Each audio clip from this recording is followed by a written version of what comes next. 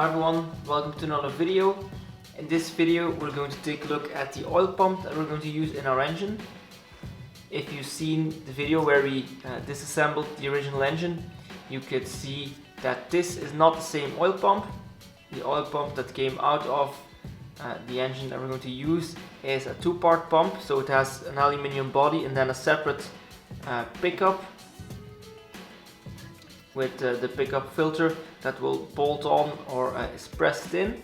This is a one-piece pump, but this is not the main difference on the pump that we're going to use. The main difference is in here. This is the shaft and the rotors.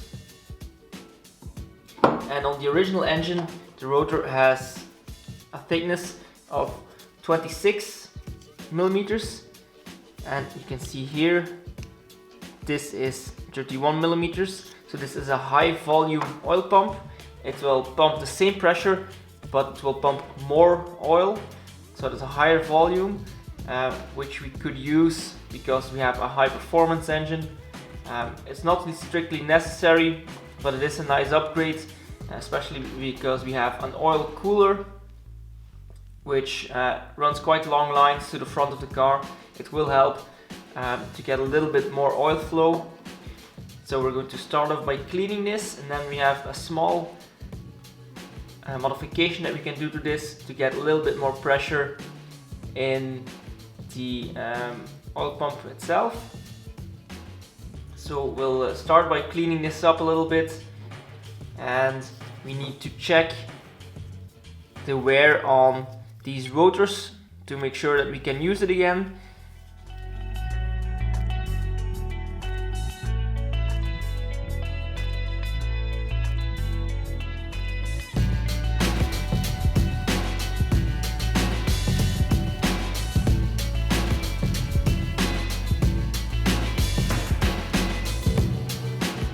Okay, so most of it's a lot cleaner. I'll go with Dremel and a small wire brush into all the small openings to clean it out. So meanwhile we'll check the dimensions of the rotors, and we'll check these to the values in the workshop manual to make sure that they're within spec. Once I've cleaned this up a little bit, we'll take it apart and we'll do our little modification to get our pressure back. We're checking if the oil pump rotor that I have and that I want to use will fit the minimum dimensions outlaid in our service manual.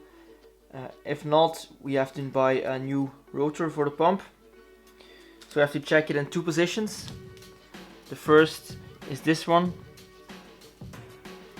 like this, and then we have to check the measurement between this, so it has to be between 0.04 and 0.29 millimeters.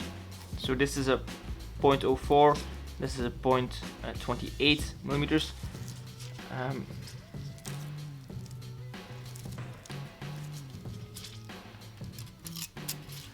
So I'll check we can get in between. So that's fine. I'm going to rotate this. Check the next one. So it's okay. This one's a little bit looser, but again much tighter than the maximum dimensions.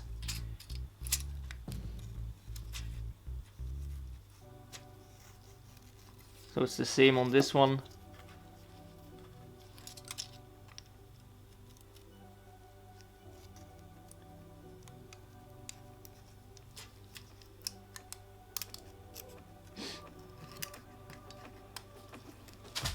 A bit tight on this one.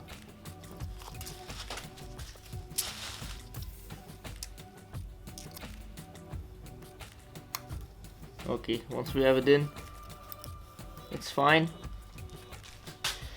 So now we have to check the second position, which is like this, and then we have to check it here and here. And our minimum dimensions are 0.02 and our maximum is 0.14. So we're going to take our feeler gauge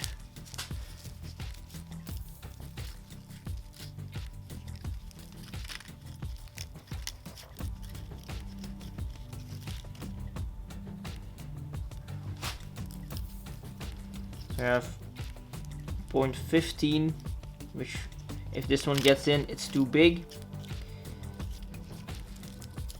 So the smallest one I have is 0.04. Now I have checked this before and I know that the clearances are a little big and not too small, so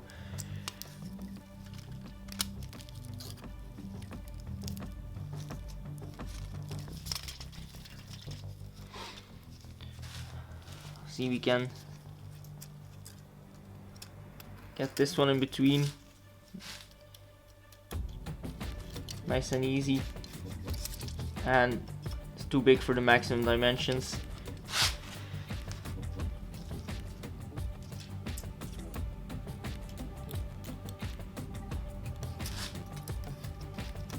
Again, this one will get in between, this one as well,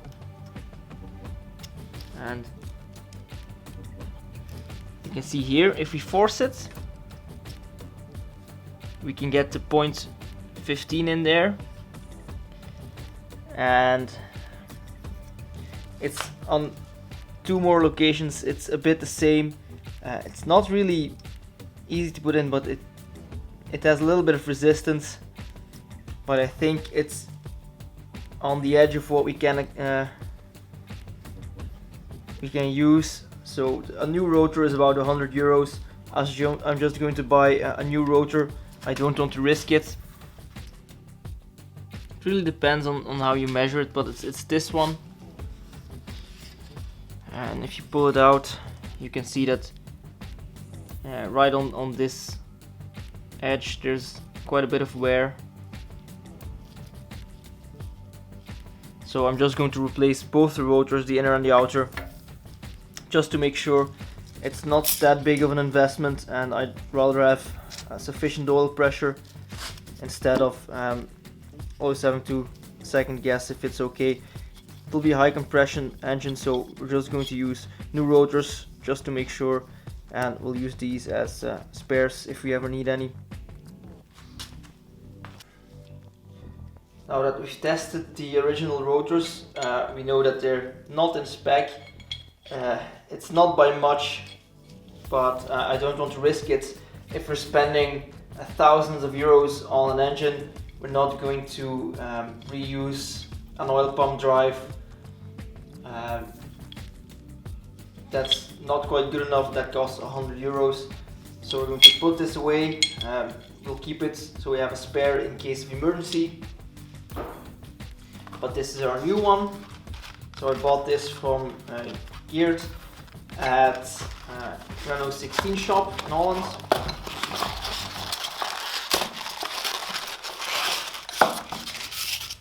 So brand new pump drive.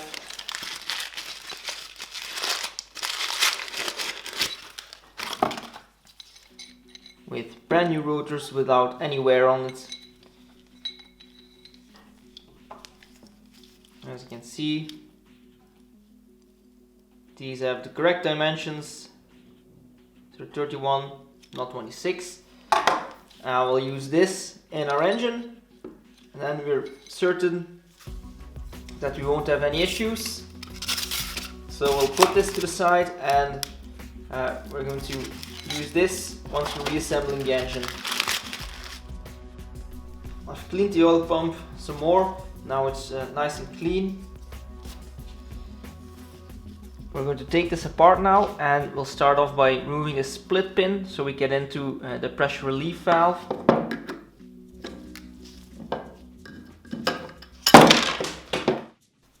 Okay, now we've taken the split pin out. We've been able to check the inner assembly. And this pump is a little bit different than most of the Europa pumps. This is an oil pump from Fuego Turbo. This is the 31mm pump, so the high flow pump. In the original ones you'd have a ball and then a guide for the spring and then this little cap. In this one we have a big plunger which will also guide the spring, and then the little cap. We've cleaned this, it all looks okay. I've checked the bore of the little piston, and it looks good as well. So just clean everything up. I've also noticed that this pump has 2 holes. I'm not sure if all the pumps have it. The split pin was in the smaller of the 2 holes. The reason that this is a little bit important is if you put a little bit more pressure on the spring by either drilling a new hole for the split pin so that it's compressed a little bit more, or what we're going to do is we're going to add a little washer to the end. This is about 1 millimeter thick. 1 millimeter will give you about 1 bar more oil pressure from the pump. This is a modification that's done quite a lot with the higher performance cross-flow engines, especially in the Renault Alpines, the A110s. So we're going to reinstall the valve, the plunger, the little cap on the end, like so. We're also going to add a small washer just to get a little bit more pressure. We're going to compress it.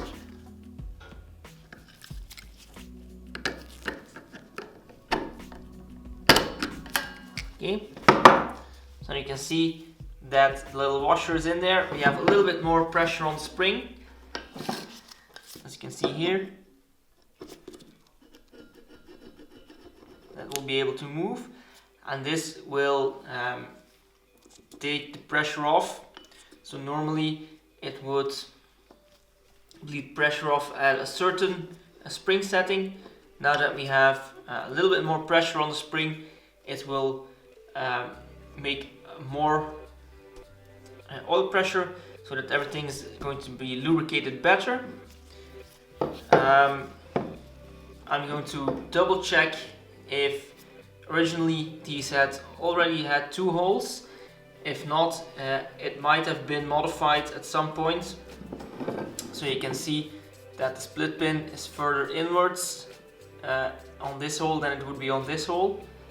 So if I'm adding a washer to this, it might have the effect of adding 2 washers instead of 1, because it might have already been modified. So I'm going to double check on the internet to see how most pumps look. If not, I can still remove the washer. But know if you do not have a second hole, that adding a washer, and this is the same for the standard pumps, not just for the high flow pumps, that adding a washer here will give you more oil pressure on the engine, which is a good thing if you're going high RPMs. I've done my research, and all of the Renault 18 turbo oil pumps, like this one is, have the secondary hole for the split pin, so that's normal. So we're going to keep it in this hole, and we're going to add the little washer in here. That little washer will put some more pressure on the spring for the pressure relief valve, and this will make sure that the oil pressure delivered by the oil pump is a little bit higher before it will start bleeding off the pressure. So it will clean it again before we put it in the car, but it's much cleaner now, and I'm very happy with it. So we're going to bend over the tabs on the split pin, and then we're going to end the video here. So it's a very short video, there's not much to the oil pump. I hope you enjoyed the video. Don't forget to subscribe so you won't miss any of the upcoming videos, where you'll see the oil pump again when we start reassembling the engine. If you have any questions or comments, just post them below or send me an email through my website. I hope I see you next time. Goodbye!